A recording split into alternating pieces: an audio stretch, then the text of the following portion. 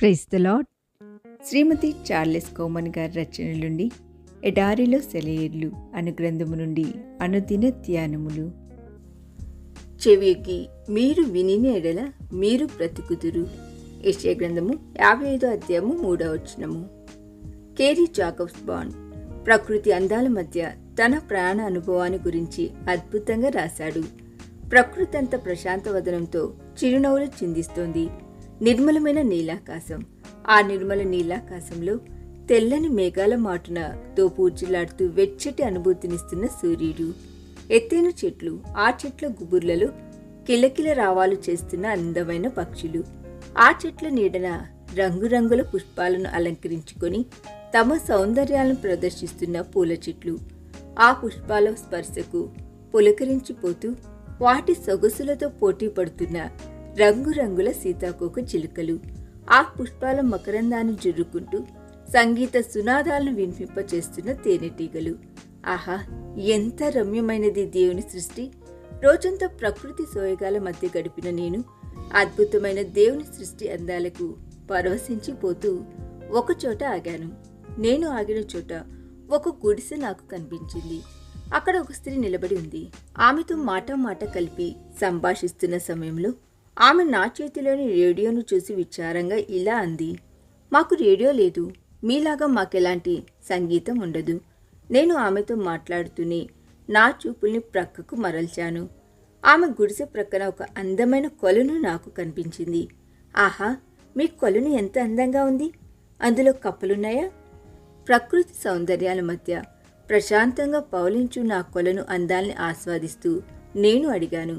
ఆ ఉన్నాయి, రాత్రంతా వాటి గోలే, ఆమె చిరాకుగా జవాబిచ్చింది. నా ఆలోచనలు ఒక్కసారిగా మా ఇంటి ప్రక్కన ఉన్న కొలను వైపుకు మళ్ళాయి. కొండ ప్రక్కనున్న మా తోటలోని కొలనులోంచి వచ్చే మండుకాల బృందగానానికి నేను పరవశించిపోతుంటాను. సంధ్యా సమయం అయ్యేసరికి వాటి ప్రధాన గాయకుడు స్వరమెత్తి బిగ్గరగా పాడడం ప్రారంభిస్తాడు. వెంటనే మిగతా మండుకాలన్నీ తమ స్వరాల్ని సరిచేసుకుని అతన్ని అనుసరించి పాడడం ప్రారంభిస్తాయి. ఆహా, ఆ సమయంలో వాటి గాన కచేరీ ఎంత శ్రావ్యంగా ఉంటుందని! నిశ్శబ్ద నిశీధి వేళలో వాటి స్వరాల్లోంచి జాలువారే సంగీత సరాగాలకు నా మనసు పరవశించిపోతుంది. ఆ సమయంలో నాకు వేరే శబ్దాలేవి వినబుద్ధి కాదు. అప్పుడప్పుడు వెన్నెల వెలుగులో కొలను అందాలను ఆస్వాదిద్దామనే ఆశతో నేను అటువైపు చూసినప్పుడు ఆకుపచ్చ వర్ణంలోనూ గోధుమ వర్ణంలోనూ పసుపు రంగులోనూ కనిపించే గాయక బృందంలోని మండుకాలు నాకు కనువింద చేస్తాయి. శ్రవణానందం కలిగించే ఆ శ్రావ్యమైన గానాలను ఆలకిస్తూ నేను నిద్రలోకి జారుకుంటాను. తెల్లవారుతుండగా అరుణ కిరణాలకు స్వాగతం పలికే మా తోటలోని అందమైన పక్షులు కిలకిల గిలగింతలకు నేను నిద్రలేస్తాను. ఆహా, ప్రకృతి ఎంత అందమైనది! కానీ ప్రకృతి అందాలను కానీ ప్రకృతిలోని శ్రావ్యమైన సంగీత సరాగాలను కానీ ఆస్వాదించలేని ఆ నిర్భాగ్య స్త్రీని చూసి నేను జాలిపడ్డాను.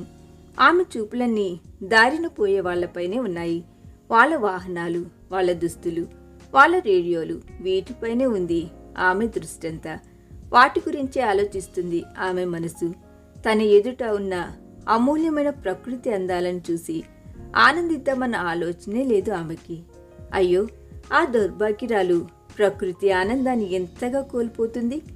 మనం కూడా అనేకసార్లు ఆమెలాగనే మన కనుదృష్టి ప్రక్కకు మళ్ళిస్తుంటాం. మన ఇంటి చుట్టూ ఉన్న అందమైన ప్రకృతి సౌందర్యాన్ని విస్మరించి మన ప్రక్క వారిని చూస్తూ నిరాశకు గురవుతుంటాం.